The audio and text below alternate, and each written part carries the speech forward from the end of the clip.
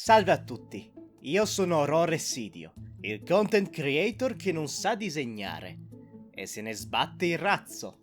Per quanto io non sia un artista di disegno, dilettandomi più nella scrittura e nella recitazione, a me piace una volta ogni tanto buttare giù qualche idea disegnandola, come per esempio una fusione di eroi elementari classici che la Konami non ha fatto.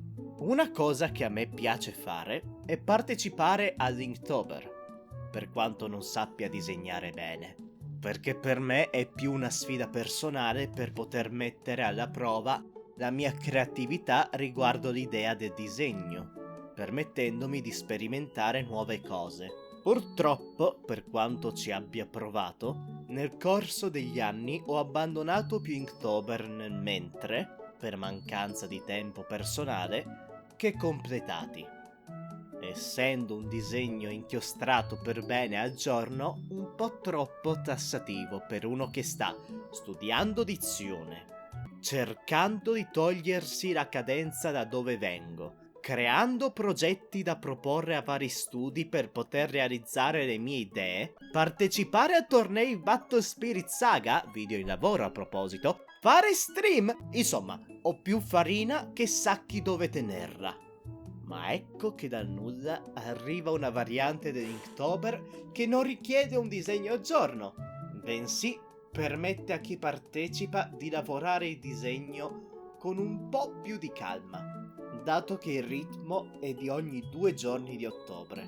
L'Aurinktober, realizzato dall'artista italiana Aurin Art. Perciò ho deciso di cimentarmi a questa variante, potendo giostrarla meglio senza dover poi recuperare 3 giornate in una come mi era successo più volte negli scorsi Inktober. Se volete solo vedere i disegni senza guardare il video, li potete trovare nei miei post sul canale della community.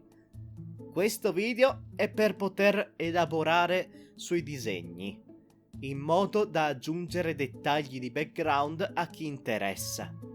Detto questo, buona visione!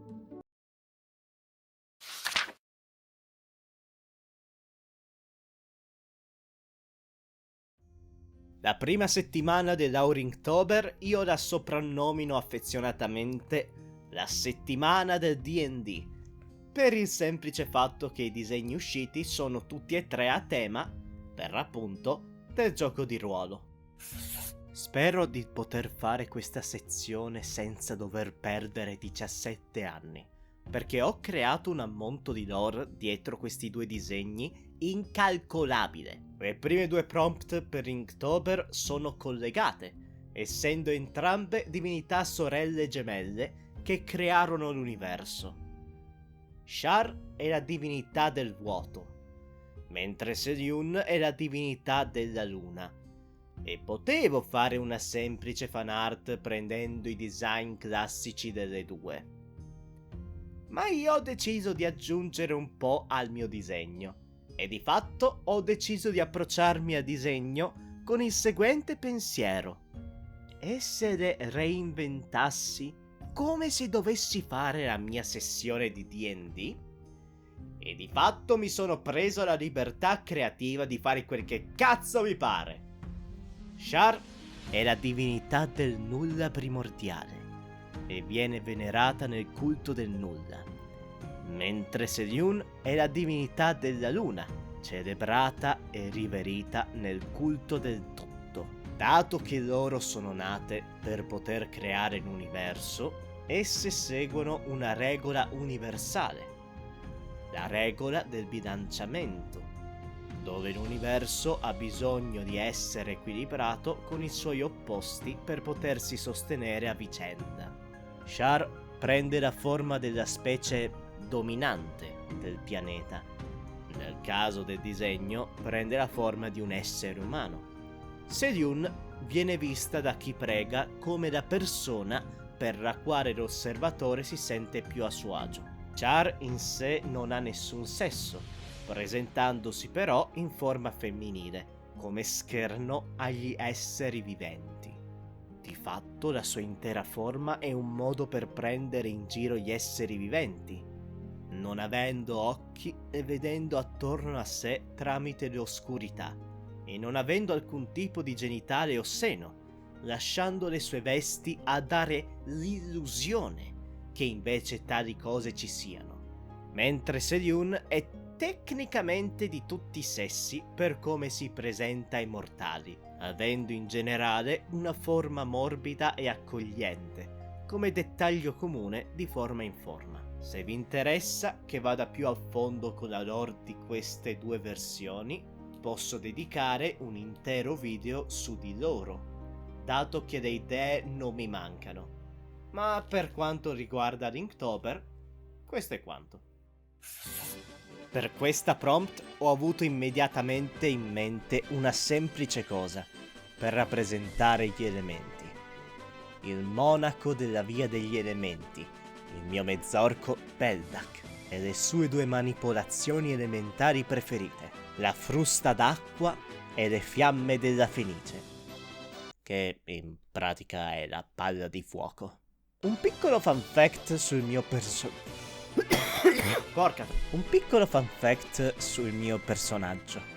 Io l'ho creato quando ero ancora alle superiori, in un momento dove non sapevo dove andare nella mia vita, e mi sentivo più perso che mai, e tale cosa in Beldak doveva mostrarsi tramite i due elementi contrastanti. Peccato che i monaci degli elementi ottengano una nuova manipolazione del Ki una volta ogni morte di papa. E quando ho ottenuto finalmente la palla di fuoco, il fuoco secondo elemento che contrastava l'acqua, il personaggio ed io ormai avevamo risolto quell'ostacolo da tanto tempo. Figa! Già che ci sono, vi dirò la storia più buffa riguardo la frusta d'acqua. Quella volta che Beldak ha frustato giù per un dirigibile un bambino. Vedete, io da giocatore avevo capito male come la frusta d'acqua funzionava, ed il mio master non si era accorto che io la usavo sbagliata, fino a che non l'ho realizzato. La frusta può o attrarre all'utilizzatore il bersaglio o spingerlo per terra prono. Ma io avevo capito male la cosa e credevo che spingessi il bersaglio per un paio di metri. Oddio, è stato utile un 2 volte su 10.000, quindi non è che abbia fatto chissà che danni per la campagna. Ad un certo punto stavamo combattendo su un dirigibile un nano che era stato mandato dalla mafia ad ucciderci. Storia lunga. E questo nano aveva un genio della lampada che ha usato nel combattimento per darsi vantaggi durante lo scontro. Il suo ultimo desiderio? Trasformarsi in un genio della lampada per combatterci. Ma il mio personaggio è riuscito a prendere la lampada del genio che il nano ha usato e ha deciso di volerlo rendere innocuo. E la prima cosa che gli è venuta in mente è stata quella di desiderare che diventasse un bambino. Sta di fatto che questa era l'azione bonus. Avevo ancora l'azione normale. E dietro all'ex nano c'era un buco nel dirigibile. E quindi Beldak, usando la frusta d'acqua, l'ha gettato giù. Solo in D&D, signori e signore. A proposito di Gen, passiamo ora alla parola Jin.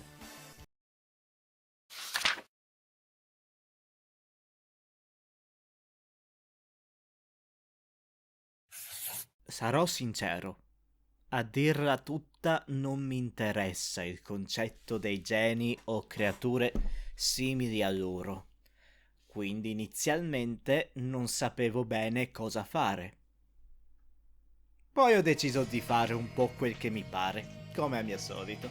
Se i geni sono creature con lo scopo di esaudire i desideri delle persone, se riesci a trovarli, i Jin sono creature che hanno accesso allo stesso tipo di potere, ma in modo molto limitato. I geni sono creature che non posseggono alcun tipo di libertà personale, in modo da avere accesso illimitato alla sfera di potere che permette di modificare la realtà, il che permette a loro di esaudire i desideri delle persone, anche se lo devono fare letteralmente, il che porta ai classici problemi tipo Monkey Paw e quant'altro. I Jinn, invece, hanno una connessione più debole a tale potere, essendo la loro natura più libera di un genio. Ma questo non significa che non abbiano un modo per accedervi per i loro scopi. Anche loro di fatto possono esaudire i desideri delle persone, ma solo tramite un contratto magico con un'altra creatura che lega i due esseri. Per farvi un esempio, mettiamo che un viaggiatore nel deserto sia disperato per dell'acqua e si imbatta nel tempio di un Jinn. Disperato, si avventura dentro, trova l'essere all'interno e chiede appunto di essere trasportato in un'oasi piena d'acqua. Il Jinn crea il contratto con la specifica del desiderio, esattamente cosa comporta e la condizione per esaudirlo. E una volta firmato, il Jinn si impegna ad esaurire il desiderio espresso, dopo il quale la persona deve rispettare la sua parte dell'accordo. Nel disegno ho voluto rispettare la caratterizzazione classica dei Jinn, esseri malevoli che seguono strettamente i loro interessi. Di fatto, il Jinn che sta presentando il contratto ha una particolare ossessione: le pietre preziose. Dopotutto, le anime dei mortali sono preziose come gioielli e lui è un avido collezionista. Questo Jinn in particolare ha come condizione da contratto che i suoi clienti mettano in gioco la propria anima, in modo che dopo la morte essa venga assorbita dal Jinn, dopodiché esso la esibisce fieramente come una gemma sul suo corpo per mostrare la sua collezione. Nella sua scia si possono vedere le effettive anime dell'essere, in agonia, intrappolate dentro di lui, una specie di scambio di ruoli. Adesso il genio è libero e sono quelli che hanno espresso il desiderio ad essere intrappolati dentro di lui sofferenti, tranne un singolo masochista che si sta divertendo. Mi piace pensare che quello sia il diamante sulla sua fronte e sia l'unica anima che il Jinn effettivamente tema, essendo schizzato duro con la paura che un giorno possa liberarsi. Io potevo fare una semplice fanart di Hollow Knight. Io potevo giocare col concetto e fare, che ne so, un'armatura vuota che si muove in modo autonomo, mossa dal potere del vuoto di Shar, per poter collegare il concetto di un disegno precedente ed espandere il tutto.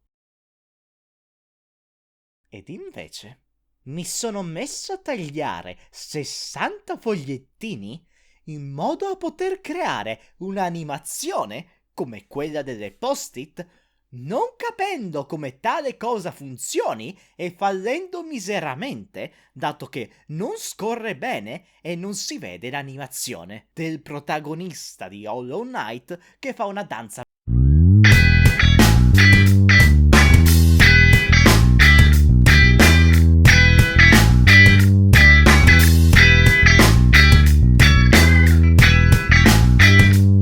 Ma porca questa entrata, devo ammettere, che mi ha messo più in difficoltà che il Jinn, perché mentre per quello spirito ci sono varie basi, interpretazioni, miti, leggende e quant'altro, per i vasetti di magia non c'è niente. Esistono i calderoni dove in molte interpretazioni le streghe preparano i loro incantesimi più potenti, ma incantesimi racchiusi in vasetti non è qualcosa che abbia trovato di mio nelle mie limitate ricerche, se non forse i vasetti che ho visto su TikTok con dentro i dadi D&D che scuoti per poi volgere al contrario, aspettando che emerga sul fondo il dado col risultato del tiro, più del scuotimento, se posso essere sincero. E quindi, così come Shar, Selyun e il Jin, eccomi qui con la mia interpretazione del concetto. Incantesimi monouso che si possono usare aprendo i vasetti, permettendo a chiunque di usarli. Aurores, direte voi. Queste sono praticamente la stessa cosa delle pergamene. Che differenza c'è? È molto semplice, carissimi. Il capitalismo. La spiegazione ufficiale data dai maghi che non usano più le pergamene per vendere gli incantesimi è che i barattolini di vetro conservano molto più a lungo gli incantesimi delle pergamene, dato che la carta col tempo invecchia e rischia di distruggere l'incantesimo inciso. Il che è una cazzata. In verità, il motivo è che il vetro è fragile. Vedete, la mia interpretazione nell'incidere un incantesimo in un oggetto, come una pergamena o vasetto di vetro, è che l'incantatore deve non solo imprimere in esso l'incantesimo, ma anche lo slot che avrebbe usato per l'incantesimo, non potendolo recuperare fino a che l'oggetto non viene usato, al che gli ritorna scarico come se avesse appena usato un incantesimo. Questo è per prevenire che i giocatori si mettano a fare 5 pergamene al giorno di palle di fuoco per poi usarle tutte quante contro il boss finale, avendo ancora tutti gli slot pronti all'uso per altre cose. Inoltre, non tutte le classi che usano incantesimi hanno accesso alla creazione di questi oggetti, perché per imprimere un incantesimo devi averne la maestria completa, devi essere dedicato ad esso. Quindi, classi come il chierico, che cambiano gli incantesimi a loro disposizione molte più volte di quante si cambino le mutande, non possono incidere incantesimi in oggetti, mentre classi come il bardo, che possono cambiare 1 o 2 incantesimi al massimo solo quando livellano, dovendo quindi dedicarsi ai propri incantesimi nel bene e nel male, hanno la maestria e conoscenza intima dell'incantesimo necessaria per poterlo fare. Quindi abbiamo un sistema che ti permette di vendere incantesimi monouso, ma non puoi produrre in massa tali incantesimi imbottigliati, perché devi dedicare una delle risorse chiave nel lanciare gli incantesimi. Quindi, come aumentare la disponibilità degli incantesimi in modo da poterne vendere il più possibile? Semplice. Li rinchiudi in un materiale fragile all'impatto, come il vetro, in modo che si spezzi il vasetto e l'incantesimo venga usato subito, garantendo all'incantatore che lo slot ritorni prima possibile, in modo da poter vendere il giorno dopo un altro vasetto immediatamente appena si ricarica. Perché fare un prodotto di qualità per la sicurezza dei tuoi clienti quando puoi fare un prodotto scadente che sei sicuro di poter produrre in grandi quantità? Capitalism at its finest! Non ho commenti particolari. Mi piacciono i cani, e ho disegnato i miei cani preferiti. Il canine di Monster Hunter Rise, Joy Wheeler da Yu-Gi-Oh! E Scrappy-Doo, un eroe che ci ha salvato dalla belma di Mindy Kaling. Grazie, Scrappy-Doo. Il tuo sacrificio non è stato invano. Se non altro, un cane antropomorfo è decisamente più normale della prossima prompt.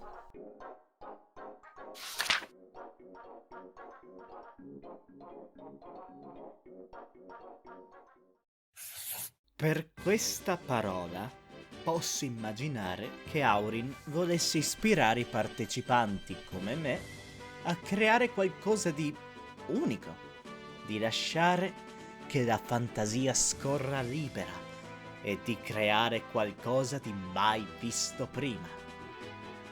Purtroppo per lei io sono un coglione.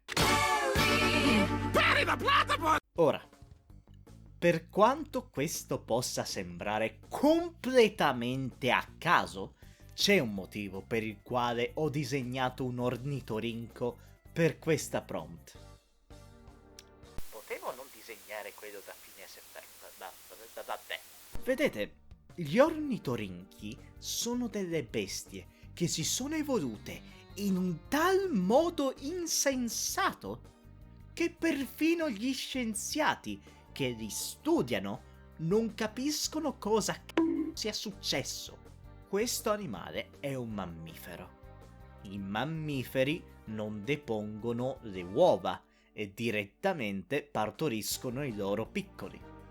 Ma nonostante ciò, questo coso se ne sbatte e depone le uova lo stesso. Caccia le sue prede localizzando la loro elettricità usando il becco, capacità che condivide con l'echidna. Ed infine la pelliccia dell'ornitorinco è bioluminescente e quindi si illumina se esposto ai raggi ultravioletti, il che è al giorno d'oggi ancora un mistero irrisolto sul perché abbia questa proprietà. Questo coso non ha senso di esistere. Lo adoro. Aspetta, Dragon Cat? Dragon Cat?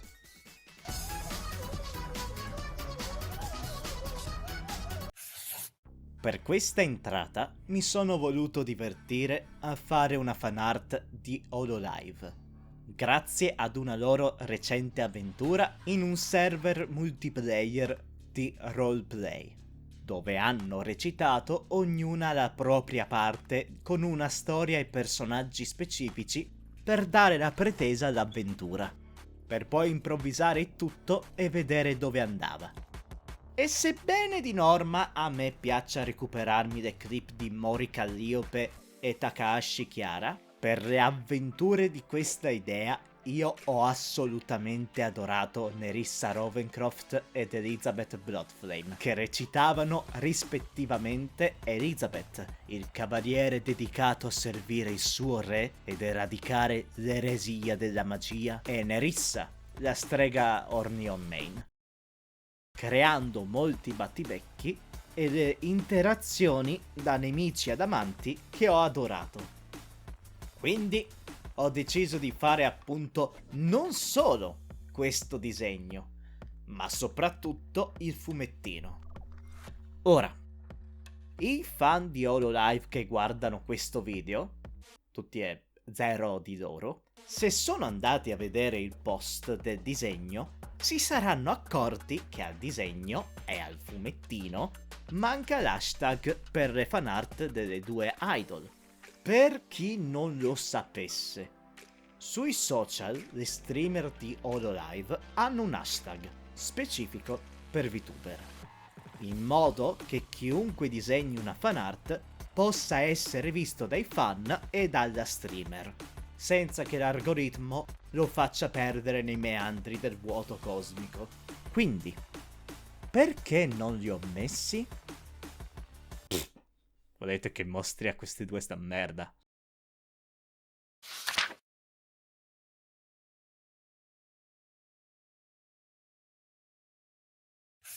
Devo uscire allo scoperto e fare una confessione. Non mi interessa parecchio del concetto delle carte dei tarocchi. Non sto dicendo che il concetto sia noioso. Non solo. Molti dei media che io adoro hanno usato il concetto dei tarocchi in modo creativo, ma soprattutto la base dei tarocchi può offrire molte libertà creative.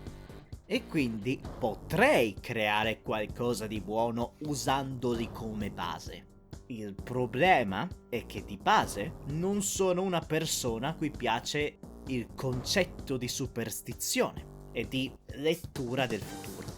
E al momento non mi è venuta chissà che idea al riguardo, se non per una fanart. Un folle incontra un folle più grande. Chi dei due prevarrà in questo incontro che deciderà il destino del mondo? The World Shokan!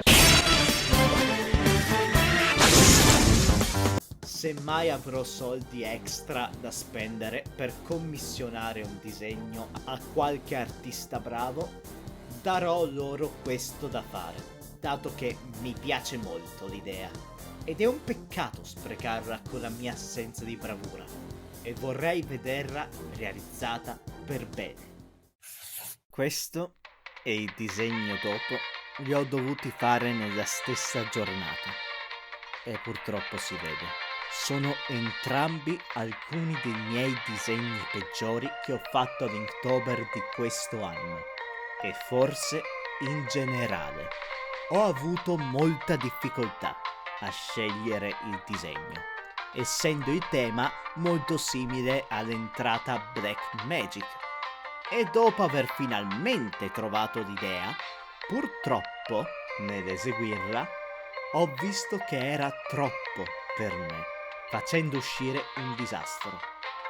L'intento era di fare una fanart in tema dell'anime di Battle Spirits. Volevo fare Magisa, la mentore dei protagonisti della serie Tan il guerriero rosso, che fa la Kira Slide con la sua bici davanti al nucleo progenitore, una cosa importante dell'anime. Purtroppo l'anatomia di Magisa mi è venuta malissimo, peggio del solito. La bici è un disastro da disegnare e ho fallito miseramente a fare un singolo cerchio per il nucleo. Il tutto che ho tentato di disegnare in treno. Yeah, buddy! Yeah. È un peccato. Ci tenevo a farlo almeno semi-decentemente. Ma considerando le condizioni in cui ho fatto il tutto, direi che non posso sorprendermi troppo. Per questo disegno non ho voluto fare troppo shitpost e mi sono impegnato a creare una creatura immaginaria. E quindi ho voluto creare una creatura simpatica e pacifica che vorrei coccolare se esistesse davvero. Una fusione tra un capibara, un ornitorinco e una nuvola, creando un essere amichevole e morbidoso. Purtroppo non ho preso nessuna reference per la base del capibara e ho dovuto fare a memoria. E alla fine mi è venuto fuori un cazzo di barboncino col becco, porca di quella! Inoltre ho realizzato che l'aggiunta degli elementi dell'ornitorinco è stato un errore. Perché? Perché se non l'avessi aggiunto avrei potuto chiamare la creatura Claudibara. Claudibara!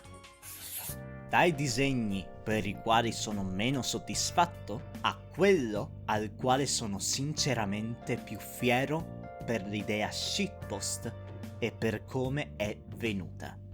Perché potevo fare semplicemente una persona che si rilassa bevendo una tazza di cioccolato caldo. Ma quello è banale e noioso. Non c'è nulla di male. per chi dopo 13 disegni in un mese vuole rilassarsi con qualcosa di semplice. Ma io, dopo i 2 disegni disastrosi che ho fatto, avevo bisogno di qualcosa che mi potesse stuzzicare per bene. E l'ho trovato. Vedete? Hot, in inglese, può essere anche utilizzato per descrivere una persona come attraente, un termine al quale non sono esattamente abituato. Quindi ho pensato, e se facessi una tazza in cui il cioccolato è hot in tutti i sensi? E quindi ho creato Lotti Chunkolate, la tazza per chi è thirsty in più di un modo. Ok, effettivamente questa cosa funziona più in inglese, essere bilingue fa questo tipo di scherzi. Una cioccolata con dentro 2 persone convenzionalmente attraenti, una fatta di cioccolato e l'altra di marshmallow e crema, con tanto di ciliegine che non guastano mai. Per l'entrata finale potevo fare 300 cose, essendo la parola armatura. Magari un'armatura di un antico eroe, o varie armature di varie epoche storiche. Un'armatura vivente. E quindi, perché ho fatto solo questo coso? Semplice. Perché la mia entrata non è questo disegno. Questa è solo la preview che ho fatto per mancanza di tempo. Dopotutto, questo è solo il design del personaggio. Ecco il finale dell'Aurinktober 2024.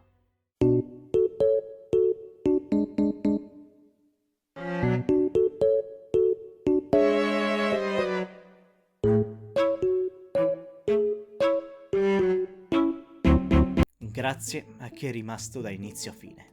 Se vi è piaciuto, vi invito a iscrivervi al canale e magari scrivere nei commenti quale entrata dell'Inktober avete apprezzato di più. Ricordatevi, inoltre, di passare al canale di Aurin Art, che non solo ha creato l'evento, ma offre anche lezioni gratuite di disegno per chi vuole cimentarsi e migliorare in esso. Noi ci vedremo alla prossima. Statemi bene.